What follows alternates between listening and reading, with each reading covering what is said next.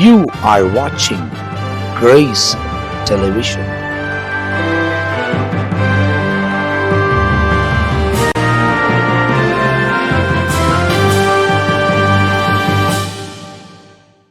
Price lord. Grace TV நேயர்களுக்கு இன்னொரு நாளில் கர்த்தருடைய வார்த்தையை பகிர்ந்து கொள்ள ஆண்டவர் எனக்கு கொடுத்த இந்த தருணத்துக்காக ஸ்தோத்திரம். உங்களை மீண்டும் ஒரு விஷயமாக டாக் வித் ஜீசஸ் என்ற ப்ரோக்ராமில் சந்திப்பதில் மிகவும் நான் மகிழ்ச்சி அடைகிறேன். இந்த நாளிலே கர்த்தர் நம்மோடு கூட அவருடைய வார்த்தையின் மூலமாக பேசுவாராக. இன்றைக்கு நாம் பார்க்க போகிற தலைப்பு த லார்ட் இஸ் மை ஹெல்ப்பர். கர்த்தர் அவர்களுக்கு துணை செய்கிறார். கர்த்தர் தாமே இந்த வசனங்களை ஆசீர்வதிப்பாராக. யாத்திராகமம் the book of Exodus chapter 14 verses 24 and 25. யாத்திராகமம் 14 அதிகாரம் 24, 25 வசனத்தில் கடைசி பாகம் இப்படி வருகிறது. கர்த்தர் அவர்களுக்காக துணை நின்று எகிப்தருக்கு விரோதமாக யுத்தம் பண்ணுகிறார் என்றார்கள். பாருங்களேன், இந்த இடத்துல ஒரு அற்புதமான நிகழ்ச்சியை நாம் பார்க்கிறோம். இஸ்ரவேல் ஜனங்க வனாந்திரத்தில் அங்கே அவங்க சொந்த தேசத்துக்கு கானான் தேசத்துக்கு போகிற ஆரம்பித்திருக்கிறாங்க. பார்வோனுடைய அடிமதனத்திலிருந்து அவங்க விடுதலையாக்கப்பட்டு அவங்க சிவந்த சமுத்திரத்துக்கிட்ட வந்து ஒரு பாளையத்தை ஒரு கேம்ப் போட்டிருக்கிறாங்க. அப்போ அந்த பார்வோனுடைய ராஜா என்ன செய்தான்? பார்வோன் அந்த ராஜா, எகிப்துடைய ராஜா, அவன் இறுதியை கடினப்பட்டு தேவ ஜனங்களை எப்படின்னா அழிக்கணும்னு சொல்லி நம்ம இஸ்ரவேல் ஜனங்களை அடிமதனத்திலிருந்து விட்டுட்டோமே, அவங்கள எப்படியாவது மறுபடியும் அடிமதனத்துக்குள்ளே கொண்டு போகணும். பாருங்களேன், இன்றைக்கி சாத்தான் அன்றைக்கி அநேகரை என்ன செய்கிறான் என்று சொன்னால் பயத்துக்கு அடிமதனம், அநேக விதமான கட்டுகளுக்கு அடிமைத்தனத்தை கொண்டு வந்து நிறைய பேருடைய வாழ்க்கையை அவன் பாழாக்கிறவனாய் காணப்படுகிறான். அதுக்கு தான் ஆண்டவராய் இயேசு சொன்னார், யோவான் 10 அதிகாரம் 10 வசனத்தில், திருடன் திருடவும் கொல்லவும் அழிக்கவும் வருகிறான் என்று வேறு ஒன்றுக்கும் வரான். அப்போது the thief comes to steal, to kill and destroy. அப்போ சாத்தானுடைய நோக்கம் என்னென்னா நம்மை அழிக்கவும், நம்மை நாசம் செய்வது, அது நம்மை என்ன செய்வதுங்க, டு டெஸ்ட்ராய் என்று பார்க்குறோம். ஆனால் ஆண்டவர் இயேசு சொல்கிறாரு, நானோ அவைகளுக்கு ஜீவன் உண்டாக இருக்கும்படி, அந்த ஜீவன் பரிபூர்ணப்படும்படி வந்தேன். அபண்டன்ட் லைஃப் கொடுக்க ஆண்டவராக இயேசு வருகிறார். இயேசப்பா கிட்ட பார்த்தீங்கன்னா ஆண்டவராக இயேசு கொடுக்குறதெல்லாம் என்னுடைய ஜீவனையே நான் கொடுக்குறேன். அபண்டன்ட் கிரேஸ், அதாவது கிருபை, பரிபூர்ணமான கிருபை, அபண்டன்ட் ஆஃப் ஜாய், பரிபூர்ணமான சந்தோஷம், அபண்டன்ட் ஆஃப் மர்சி, இரக்கத்தில் பரிபூர்ணமான ஒரு கிருபையும் இரக்கத்தையும் நம்ம பரிபூர்ணமான ஜீவனை பெற்றுக்கொள்ளணுன்றது தான் ஆண்டவராக இயேசுனுடைய ஒரு நோக்கமாக இருக்கிறது. பெருமாள் இந்த இடத்துல யாத்திராக 14 அதிகாரத்தில் இஸ்ரவேல் ஜனங்க அந்த சிவந்த சமுத்திரத்துக்குள்ள தாட்டுற ஒரு நேரத்தில் இந்த வசனமானது எழுதப்பட்டிருக்கிறது. நான் வாசிக்கிறேன் பாருங்கள். யாத்திராகம் 14 அதிகாரம் 24 வசனம், கிழக்கு வெளித்து வரும் ஜாமத்திலே கர்த்தர் அக்னியும் மேகமுமான ஸ்தம்பத்திலிருந்து எகிப்தருடைய சேனையை பார்த்து அவர்கள் சேனையை கலங்கடித்தார். ஆண்டவர் அந்த சிவந்த சமுத்திரத்தில் என்ன பண்ணுறாங்க, இஸ்ரவேல் ஜனங்க அங்கே இந்த முன்னால் போனால் சிவந்த சமுத்திரம், பின்னால் பார்வோனுடைய சேனை, அங்கே ஒரு பயங்கரமான ஆர்மி. அந்த காலத்தில் ஒரு பெஸ்ட் ஆர்மி, எப்படி இன்னைக்கு அமெரிக்காவுடைய ஆர்மி இருக்கிறதோ அந்த காலத்தில் பெஸ்ட் ஆர்மி எதுனா பார்வோனுடைய ஆர்மி தான். அந்த எஜிப்ட் தான் ஒரு ஃபைனஸ்ட் ஆர்மி இருந்துச்சு. இப்போ அந்த ஆர்மியை ஆண்டவர் பாருங்க எப்படி தோக்கடிக்கிறார் என்று சொல்லும்போதோ இஸ்ரவேல் ஜனங்கள்லாம் பயந்துட்டாங்க. ஐயோ, முன்னால் பார்த்தா சிவந்த சமுத்திரம், பின்னால் பார்த்தீங்கன்னா அங்கே பார்வோனுடைய சேனை இருக்குது, என்ன செய்வோம் மோசே என்பதோ மோசே சொல்கிறாரு யாத்திராகம் 14:14, கர்த்தர் உங்களுக்காக யுத்தம் பண்ணுவார், நீங்கள் சும்மா இருப்பீர்களாக என்றார். பிரியமானவர்களே, இந்த நாளில் நிகழ்ச்சியை பார்த்துருக்கிற உங்களுக்கு கர்த்தர் கொடுக்கிற ஒரு வாக்குத்தத்தம், கர்த்தர் உங்களுக்காக யுத்தம் செய்வார், நீங்கள் சும்மா இருப்பீர்களாக. The Lord shall fight for you. ஒருவேளை குடும்பத்தில் பிரச்சனை இருக்கலாம், வேலை செய்கிற இடத்துல பிரச்சனை இருக்கலாம், ஊழியத்தில் அநேக பிரச்சனை இருக்கலாம், ஆனாலும் தேவனாகிய கர்த்தர் கொடுக்கிற வாக்குத்தத்தம், the Lord shall fight for you. கர்த்தர் உங்களுக்காக யுத்தம் செய்வார்.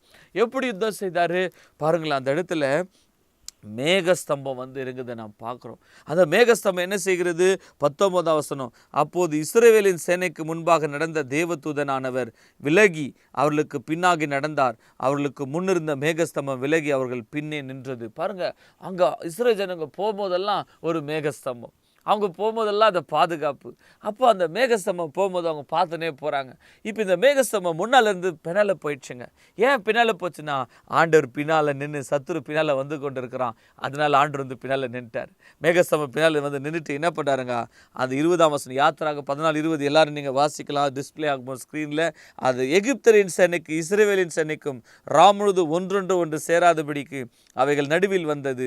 எகிப்தருக்கு அது மேகமும் அந்தகாரமாக இருந்தது, இஸ்ரவேலுக்கோ இரவை வெளிச்சமாக்கிச்சு. பார்த்தீங்களா, இந்த மேகஸ்தம்பம் வந்து பின்னால் நின்ற உடனே அது இஸ்ரவேல் ஜனங்களுக்கு வெளிச்சத்தை கொடுக்குது. ஆனால் எகிப்தருக்கோ அது இரவில் அது இருட்டு, பயங்கரமான ஒரு இருட்டாக இருக்குதுங்க. அப்போ அந்த பார்வனுடைய சேனை முன்னால் வர முடியல.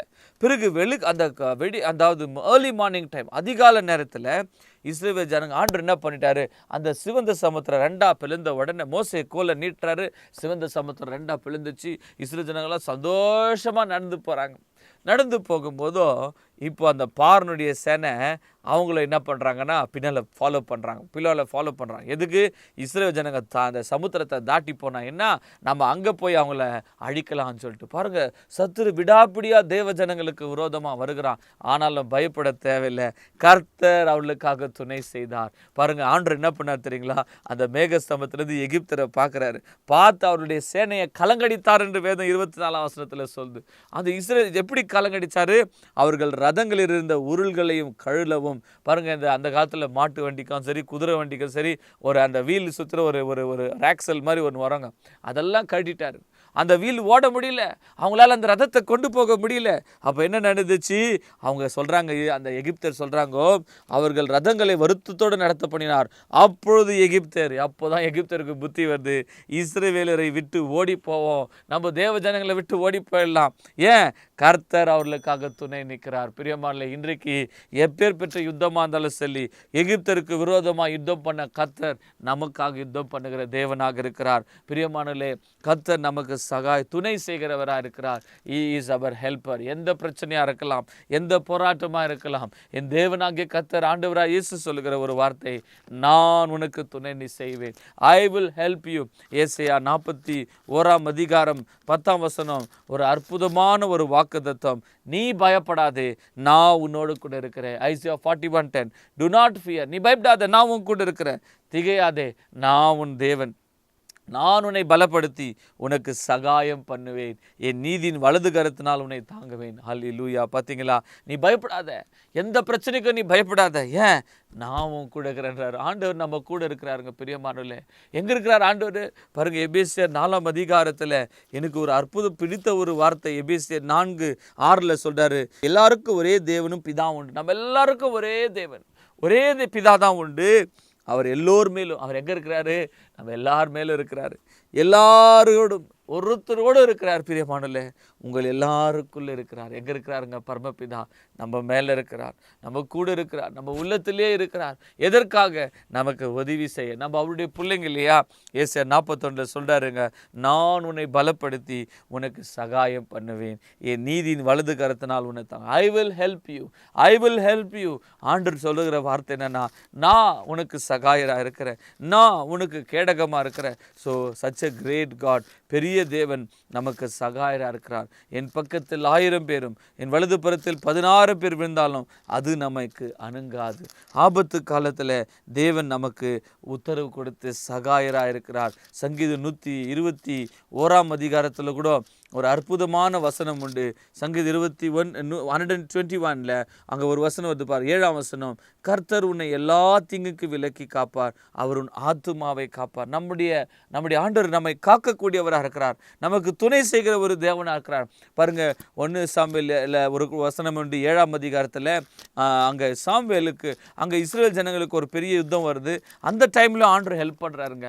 1 சாமுவேல் 7ஆம் அதிகாரம் 12ஆம் வசனம், அப்பொழுது சாமுவேல் ஒரு கல்லை எடுத்து மிஸ்பாவுக்கும் சேனுக்கு நடுவாக நிறுத்தி, இம்மட்ட கர்த்தர் எங்களுக்கு உதவி செய்தார் என்று சொல்லி அதற்கு எபினேசர் என்று பெயரிட்டான். எபினேசர்னா கர்த்தர் ஹெல்ப்ட் அஸ், கர்த்தர் உதவி செய்தார். அங்கே பெலிஸ்தரோடு கூட கர்த்தர் நமக்காக யுத்தம் பண்ணினார். பிரியமானே, உங்களுக்கும் எனக்கும் கர்த்தர் உதவி செய்கிறவராக இருக்கிறார். அவர் சகாயராக இருக்கிறார். அதனால நாம் எதை குறித்து பரிசுத்த ஆவியானவரை குறித்து ஆண்டவராக இயேசு சொல்லும்போது சொல்றாரு, அந்த துணையாளர் மை ஹெல்ப்பராக இருக்கிறார். பிரியமானவர்களே, இந்த புதிய ஏற்பாட்டில் சபையின் காலத்தில் பரிசுத்த ஆவியானவர் நமக்கு எப்படி இருக்கிறாருங்க? அவர் உங்களை திக்கற்றவளாய் விடேன். யோவான் 14:18 நான் உங்களை திக்கற்றவளாய் விடேன், உங்களிடத்துக்கு வருவேன் அப்படின்றாருங்க. நான் உங்களை விட மாட்டேன். ஆண்டவராகிய இயேசு நம்மை கைவிட மாட்டார். நமக்கு உதவி செய்வதற்கு அவர் வல்லமை உள்ளவராக இருக்கிறார். ஏனென்றால் தேற்றரவாளன் பாருங்க, யோவான் 16:7 நான் உங்களுக்கு உண்மையாய் சொல்லுகிறேன், நான் போகிறது உங்களுக்கு பிரயோஜனமா இருக்கும். நான் போகாதிருந்தால் தேற்றரவாள் உங்களிடத்துக்கு வரார். தமிழில் தேற்றரவாளன் என்று வருகிறது, ஆனால் இங்கிலீஷில் ஹெல்ப்பர். த ஹெல்ப்பர். பாருங்கமானங்களே, நமக்கு ஒரு பெரிய ஹெல்ப்பர் உண்டு, நமக்கு ஒரு பெரிய சகாயர் உண்டு. இஸ்ரவேல் ஜனங்களுக்கு நெருக்கடியான சூழ்நிலையில் ஆண்டவர் சகாயம் பண்ணினது போல நமக்கு இன்னைக்கு பரிசுத்த ஆவியானவர் மூலமா நமக்கு தேவன் உதவி செய்கிறார். அவர் நமக்குள்ளவே வாசம் பண்ணுகிறார். பிரியம் அந்த நிகழ்ச்சியை பார்த்துருக்க உங்களுக்கு ஆண்டவர் அங்கே எகிப்தர் கண்டுபிடிச்சாங்க, இஸ்ரவேலுக்காக கர்த்தர் யுத்தம் செய்கிறார். இன்றைக்கு உங்களுக்காக கர்த்தர் யுத்தம் செய்கிறாருங்க. நீங்கள் எதை குறித்தோ பயப்படாதீங்க. அவருடைய வலது கரத்தை உங்களை தாங்குது. நான் உங்களுக்கு துணையாக இருந்து உனக்கு உதவி செய்வேன்றார். கர்த்தர் தாமே இந்த அற்புதமான வசனங்களை ஆசீர்வதிப்பாராக. Lord is your helper. ஜெபம் செய்யலாம். அன்பின் பரலோக பிதாவே, இந்த நாளில் கூட ஆண்டவரே இந்த வசனத்தின் மூலமாக, இந்த அப்பா கிரேஸ் டிவி மூலமாக கூட ஆண்டவரே இந்த வார்த்தை போகும்போது நீரே கேட்குற ஒவ்வொருத்தருக்கும் ஆண்டவரே சகாயராக இருப்பீராக. கர்த்தர் எங்களுக்கு சகாயம் செய்தார். எபினேசர் என்றால் த லார்ட் ஹத் ஹெல்ப்ட் அஸ். மோசே காலத்தில் எகிப்தர் ஆண்டவரே பார்வனுடைய சேனையிலிருந்து ஆண்டவரே தேவ ஜனங்களை பாதுகாக்க நீர் அவர்களுக்காக யுத்தம் செய்து நீர் அவர்களுக்கு சகாயம் பண்ணினது போல இதனால் எங்களுக்கும் பரிசுத்த ஆவியானவர் மூலமா நீர் எங்களுக்கு உதவி செய்யும்படியா எல்லா தீமையிலிருந்து எங்களுக்கு உதவி செய்தல்லும். இந்த வசனத்தை கேட்குற ஒவ்வொரு பிள்ளைகளையும் ஆசீர்வதியும். இயேசு இரட்சகர் நாமத்தில் வேண்டிக் கொள்கிறோம் பிதாவே. ஆமென். God bless you.